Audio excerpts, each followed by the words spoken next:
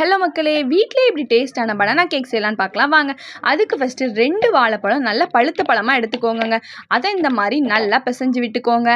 And அதில் நம்ம 2 முட்டையை சேர்த்து நல்லாவே மிக்ஸ் பண்ணி விட்டுக்கலாம். நான் எவ்வளோதான் பனானாவை மிக்ஸ் பண்ணாலும் அது கொஞ்சம் தரையாக இருந்துச்சு. ஸோ அதை நான் மிக்ஸி ஜாரில் மாற்றிட்டு அதை நல்லா 1 மினிட் கிரைண்ட் பண்ணி எடுத்துக்கிட்டேங்க. அதுக்கப்புறம் அதை ஒரு பவுலில் மாற்றிட்டு நான் லாஸ்ட் டைம் போட்ட கேக் வீடியோவில் சொன்ன மாதிரி இந்த தடவை நான் ஒரு கிளாஸ் வச்சு தாங்க நான் மெஷர்மெண்ட் எடுத்திருக்கேன். ஸோ அதில் 1 கிளாஸ் அளவுக்கு நாட்டு சர்க்கரையை சேர்த்துக்கலாம். அண்ட் அரை கிளாஸ் அளவுக்கு ஆயில், ஸ்மெல் இல்லாத ஆயில் எடுத்துக்கலாம். அதுக்கப்புறம் 1 டீஸ்பூன் அளவுக்கு வெனிலா எசன்ஸ்.